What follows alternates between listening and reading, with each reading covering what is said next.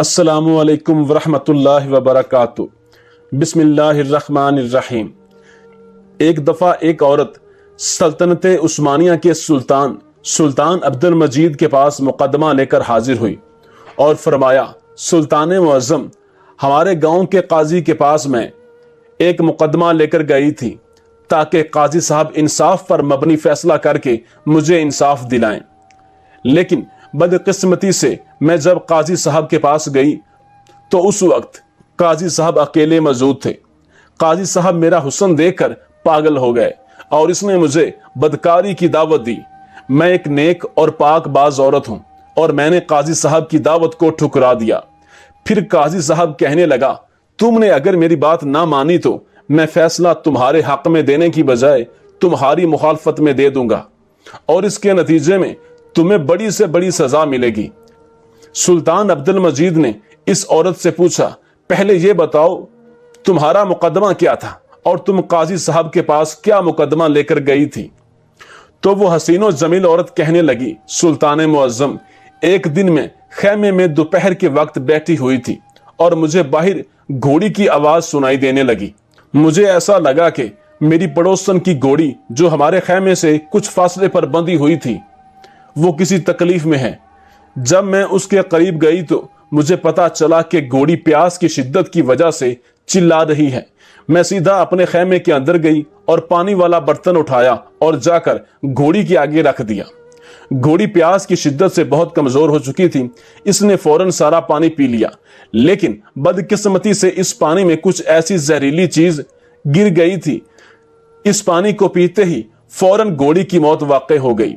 जैसे यह खबर मेरी पड़ोसन को मिली तो इसने चीखना चिल्लाना शुरू कर दिया और इसने कहा कि तुमने मेरी घोड़ी को जहर दे दी है।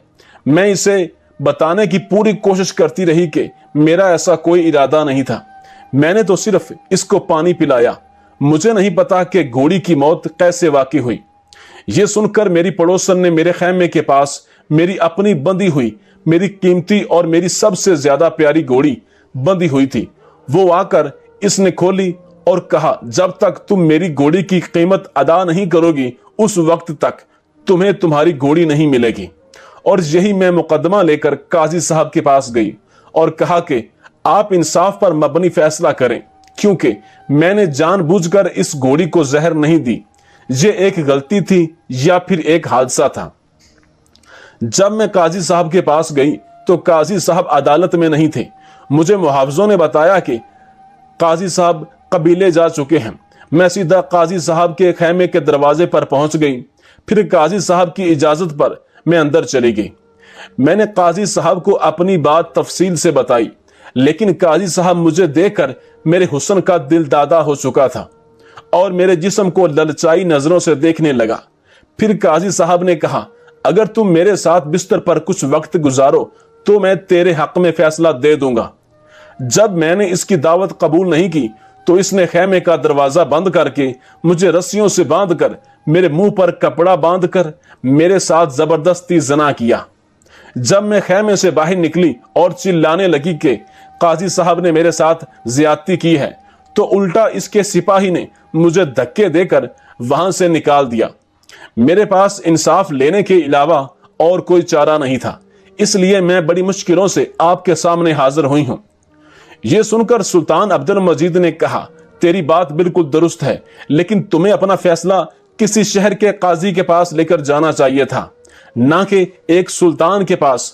मेरे पास इतना वक्त नहीं कि मैं आपके मुकदमे को हल कर सकूं, लिहाजा मैं काजी को पैगाम भिजवा देता हूं कि वो इंसाफ पर मबनी फैसला करें। यह सुनकर वो औरत गिड़गिड़ाने लगी और कहा, काजी साहब, कभी चोर चोर को पकड़ता है, कभी मुजरिम मुजरिम को पकड़ता है। यह सुनकर सुल्तान ने कहा, नहीं।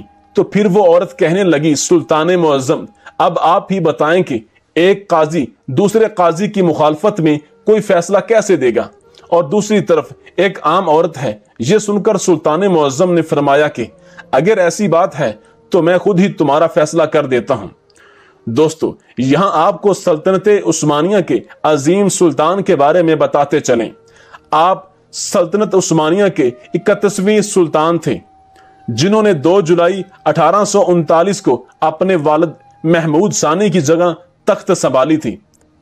इनका दौरे हुक्मरानी कौम परस्तों की तहरीकों के आगाज का जमाना था। सुल्तान ने उस्मानियत के फरोग के जरिए कौम परस्ती को रोकने की नाकाम कोशिश की। हालांकि इन्होंने नए कवानीन और इस्लाहात के जरिए गैर मुस्लिम और गैर तुर्क अकवाम को उस्मानी मुआशरे में जम करने की भरपूर वसी कोशिश की। इन्होंने मगरिब यूरोप की अहम सियासी कुव्वतों बरतानिया और फ्रांस के साथ करीबी ताल्लुकात इस्तवार किए और उन्हीं इत्तेहादियों के जरिए रूस के खिलाफ जंगे क्रीमिया लड़ी। 30 मार्च 1856 को मुआहिदा पेरिस के जरिए सल्तनत उस्मानिया को यूरोपीय अक़वाम का बाकायदा हिस्सा करार दिया गया। अब्दुल मजीद की सबसे बड़ी कामयाबी तंजीमात ऐलान और नफाज था, जिसका आगाज इनके वालिद महमूद सानी ने किया था। इसी तरह 1839 से तुर्की में जदीदियत का आगाज हो गया। दोस्तों, अब अपने मौजू की तरफ लौटते हैं। सुल्तान अब्दुल मजीद के हुक्म पर काजी साहब को बुलाया गया और चंद ही लम्हों के बाद काजी साहब सुल्तान के सामने हाजिर हो गया। सुल्तान अब्दुल मजीद काजी साहब से मुखातिब हुआ और कहा, क्या ये औरत सच कह रही है? क्या तुमने इसके साथ बदकारी की है? ये सुनकर काजी साहब फरमाने लगा, नहीं सुल्तान मुअज्जम, मैंने इस औरत को हाथ तक भी नहीं लगाया। फिर सुल्तान ने कहा, ऐसी क्या वजह है कि तुम्हारे साथ इतने सख्त अल्फाज क्यों बोल रही है? इसके पीछे हकीकत क्या है? जब सुल्तान अब्दुल मजीद ने काजी साहब के दलाइल सुने तो इसने कहा, सुल्तान मुअज्जम, ये औरत मेरे पास मुकदमा लेकर आई। मैंने इस औरत की बात पूरी तवज्जो और तफसील से सुनी और मैंने यही फरमाया कि मैं दूसरी तरफ के दलाइल भी सुनूंगा और गवाहान की गवाही के बाद इस मुकदमे का फैसला होगा। इसलिए तुम कल सुबह मेरी अदालत में हाजिर हो जाना। यह सुनते ही इस औरत के तेवर बदलने लगे और इसने कहा, तुमने अगर मेरे हक में फैसला ना किया तो मैं तुम्हें बदनाम कर दूंगी। हत्ता कि अपने हक में फैसला दिलवाने के लिए इसने मुझे अपने जिस्म की भी पेशकश की। मैंने जब इस औरत की बात मानने से इनकार कर दिया तो मुझे यह धमकी दी कि तुम औरत की ताकत को नहीं जानते।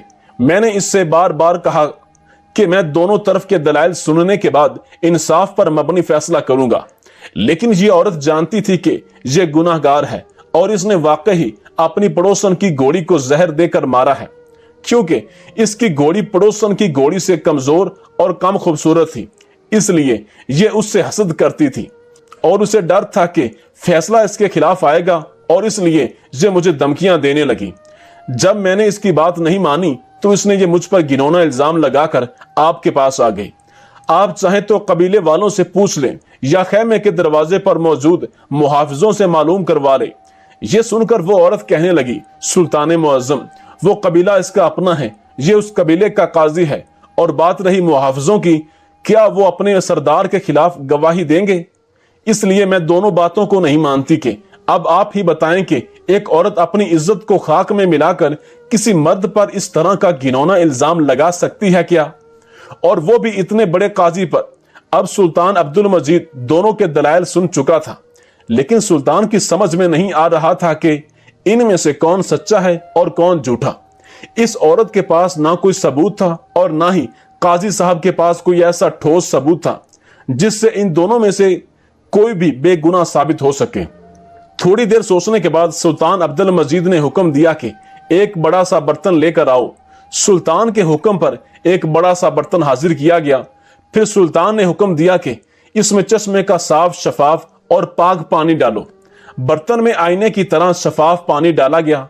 इसके बाद सुल्तान अब्दुल मजीद ने काजी साहब को हुक्म दिया कि काजी साहब, अब आप इस बर्तन में लिबास समेत पूरे जिस्म को डबोएं, यानी इस तरह डबोएं कि जैसे आदमी चश्मे में नहाता है। काजी साहब ने सुल्तान के हुक्म की तामीर की और फौरन इस बर्तन के अंदर पैर रखकर नहाने लगा। सारे दरबारी हैरान थे कि सुल्तान मुअज्जम क्या कर रहे हैं। इसके बाद सुल्तान अब्दुल मजीद ने हुक्म दिया कि मेरा अपना जाती घोड़ा लेकर आओ। थोड़ी देर गुजरी कि सुल्तान का घोड़ा सुल्तान के सामने हाजिर हो गया। अब सुल्तान अब्दुल मजीद ने कहा कि वो पानी वाला बर्तन मेरे घोड़े के सामने रखो। जैसे ही वो पानी का बर्तन सुल्तान के घोड़े के सामने रखा गया तो घोड़े ने फौरन पानी पीना शुरू कर दिया। ये देखकर सुल्तान अब्दुल मजीद ने कहा, ऐ चालाक औरत, तुम सरासर झूठ बोल रही थी। काजी साहब बिल्कुल बेगुनाह हैं اور اس نے تمہیں ہاتھ تک بھی نہیں لگایا، حتیٰ کہ میں یہ کہہ سکتا ہوں کہ قاضی صاحب کا دامن بالکل پاک صاف اور شفاف ہے۔ یہ سن کر تمام درباری بڑے حیران ہوئے کہ ایک برتن میں نہانے اور گھوڑے کے پانی پینے سے کیسے پتا چلا کہ قاضی صاحب بے گناہ ہیں اور عورت گناہ گار ہے۔ تو یہ سن کر ایک وزیر بول پڑا، سلطان معظم، آپ کو کیسے پتا چلا کہ قاضی صاحب بے گناہ اور یہ عورت جھوٹ بول رہی ہے؟ تو سلطان عبد المجید نے کہا کہ میرے گھوڑے کی یہ خاصیت ہے کہ نجس پانی کو منہ نہیں لگاتا، پینا تو دور کی بات ہے، اگر قاضی صاحب نے اس کے ساتھ بدکاری کی ہوتی تو یہ پانی نجس ہو جاتا، اور گھوڑا اس کو کبھی منہ نہیں لگاتا، اس لیے عورت سراسر جھوٹ بول رہی ہے۔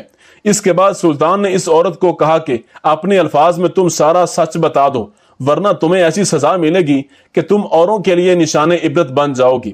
جب عورت کے پاس اور کوئی چارہ نہ رہا تو اس نے سلطان عبد المجید اور تمام درباریوں کے سامنے اپنے گناہ کا اقرار کر لیا اور بتایا کہ جیسا قاضی صاحب نے کہا تھا ویسے ہی بات ہے، میں نے اپنی پڑوسن کی گھوڑی کو زہر دے کر مارا ہے، اور سزا سے بچنے کے لیے میں نے قاضی پر یہ الزام لگایا۔